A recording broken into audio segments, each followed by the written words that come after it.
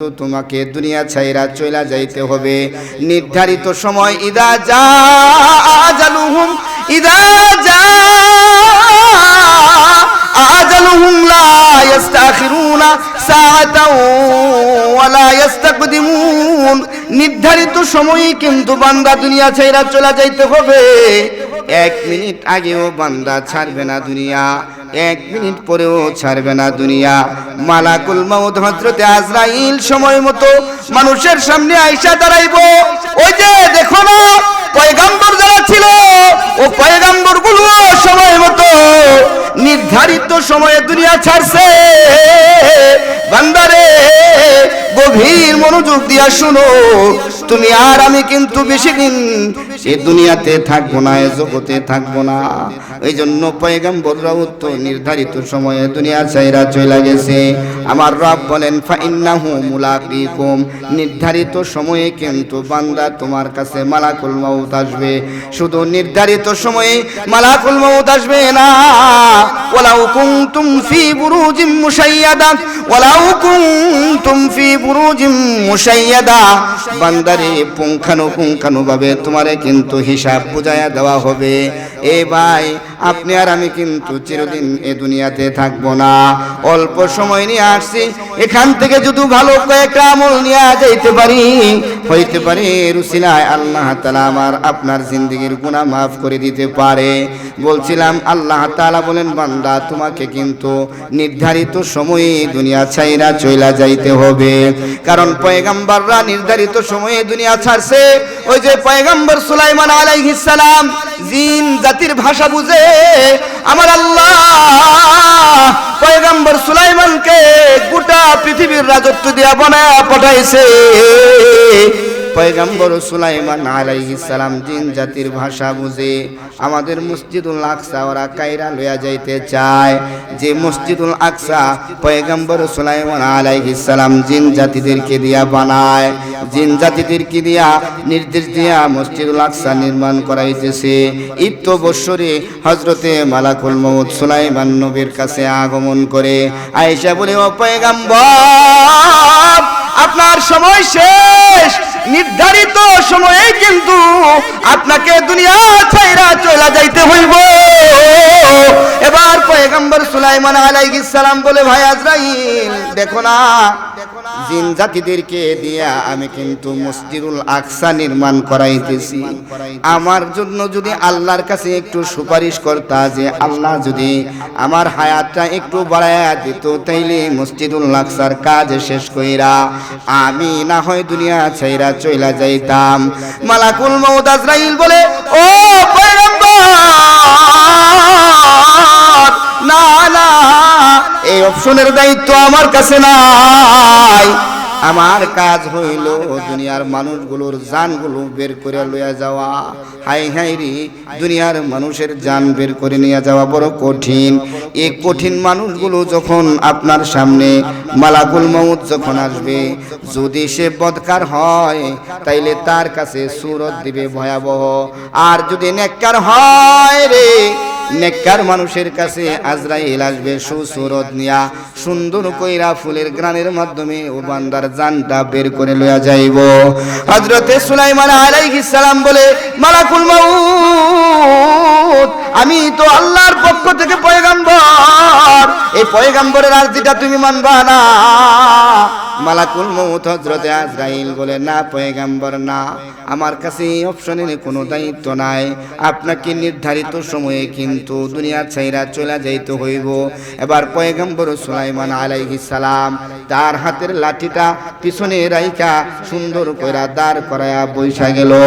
আল্লাহ বলেন ও সুলাইমান তোমারে নির্ধারিত সময়ে কিন্তু দুনিয়া ছাড়বা, কিন্তু জিনদেরকে দেখানোর জন্য তোমার এমন সুরতে দাঁড় করায়া রাখবো যেভাবে দাঁড় করায়া রাখলে পরে তোমার আর কোনো অসুবিধা হইব না। এবার পয়গম্বর সুলাইমান আলাইহিস সালাম লাঠির উপর ভর কইরা দাঁড়ায়া রইছে। মালাকুল মউত হযরত আজরাইল তার জানটা বের কইরা লইয়া গেছে। আমার রব বলেন ইদা জা আজালুহুম লা ইস্তাখিরুনা সাআতাও ওয়া লা ইস্তাকদিমুন। নবীদের বেলায়ও যদি আজরাইল কাউকে ক্ষমা না করে সময় না দেয়, তাইলে আপনি আর আমি কিন্তু সময় পাইবই না। কথা বলেন ঠিক কিনা? নির্ধারিত সময়ে আপনার আমাকে দুনিয়ার হায়াত শেষ করে চলে যাইতে হইব। নবীদের বেলায়ও ক্ষমা করা হয় নাই, নবীদেরকেও হায়াতের সীমানা বাড়ায় দেওয়া হয় নাই। তা আপনি আর আমি তো সাধারণ মানুষ, এই সাধারণ মানুষগুলোর জন্য মালাকুল মউত প্রস্তুতি গ্রহণ কইরা যখন আপনার কাছে চলে আসবে, আপনি কিন্তু দুনিয়া ছাইরা চইলা যাইতেই হইব। কোন মানুষ, দুনিয়ার কোন মানুষকে মালাকুল মউত হযরতে আজরাইলের কাছ থেকে বাঁচাইতে পারবে? মরণ থেকে যতই পালাও, মরণ থেকে যতই পালাও, মরণ তোমায় লইবে ঘিরি। যদিও সুদূর পালাও গিয়ে আকাশ পানে লাগায়া সিঁড়ি, যদিও তুমি পালাও গিয়ে আকাশ পানে লাগায়া সিঁড়ি। দুনিয়ার ক্ষমতাবান মানুষ তুমি শোনো, তোমার টাকার পাহাড়ের নেশায় যদি তুমি আকাশের চূড়ায় উঠা যাও, মঙ্গল গ্রহে চলে যাও, চাঁদের দেশেও চলে যাও, চাঁদের দেশেও মালাকুল মউত তোমাকে ওখানে হামলা করবে। ঠিক কিনা? এই জোরে বলেন ঠিক কিনা? মালাকুল মউত মঙ্গল গ্রহে যাইতে পারবো না, যাইতে পারবো না। মাটির নিচে যদি কেউ লুকায়া থাকে যাইতে পারবো না। গ্লাসের ভিতরে অক্সিজেন লাগায়া যদি কেউ গোপনে আত্মগোপন করে ওর কাছে যাইতে পারবো কিনা? মরণ থেকে যতই পালাও, মরণ তোমায় লইবে ঘিরি। যদিও তুমি পালাও গিয়ে আকাশ পানি লাগায়া সিঁড়ি। পয়গম্বর সুলাইমানের কথা বলতেছিলাম। পয়গম্বর সুলাইমানকে আল্লাহ তার নির্ধারিত সময়ে টান মাইরা জান লয়ে গেল। ওইদিকে জিনেরদের বাচ্চারা, জিনগুলো মসজিদুল আকসা নির্মাণ করে। মসজিদুল আকসা নির্মাণ করতে করতে একটা সময় নির্মাণের কাজ শেষ হয়ে গেল। জিনের বাচ্চাগুলো বলতেছে কি ব্যাপার? পয়গম্বর সুলাইমান লাঠিতে ভর কইরা দাঁড়ায় রইছে, আয় সবাই মিলা যায় দেখি পয়গম্বর সুলাইমান দুনিয়াতে আছে কিনা নাই। উনি যে লাঠিতে ভর কইরা দাঁড়াইছে, উনি দাঁড়াইছে এখান থেকে নাড়াচাড়া করে না। ব্যাপারটা কি? আয় সবাই মিলা গিয়া দেখি। পয়গম্বর সুলাইমান আলাইহিস সালামের কাছে মসজিদুল আকসার কাজ নির্মাণ শেষ কইরা সব মানুষগুলো, সব জিনগুলো আইসা দেখে পয়গম্বর সুলাইমান লাঠিতে দাঁড়ায় রইছে। ও লাঠিটা গুলো পোকা খেয়ে ফেলছে, গুনা পোকায় খেয়ে ফেলছে। ও লাঠিটা আগের মতো নাই, ঝাঁঝরা হয়ে গেছে। সব জিনগুলো একসাথে পয়গম্বর সুলাইমানের লাঠিতে টাচ করছে, তো পয়গম্বর সুলাইমান মাটিতে লুটায়া পড়ছে। কি ব্যাপার? উনি তো লাঠিতে বর কইরা দাঁড়ায় রইছিল না। আয় ওনারে পরীক্ষা কইরা দেখি উনি দুনিয়াতে জীবিত আছে না মইরা গেছে। এই খাতিয়ার মানুষ, তুমি কিন্তু একজনের অপেক্ষায় সময় পার করতেছো।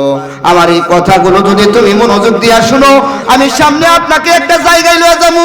ও জায়গা থেকে বের হয়ে আসতে আসতে হয়তো আজকের মেহমান চলে আসবে। খাতিয়ার মানুষ রে, খুব মনোযোগ দিয়া শুনো। ও ভাই, আপনার আমার কিন্তু সময় শেষ হয়ে যাবে। অন্ধকার কবরে কিন্তু আপনাকে আমাকে রাখবে।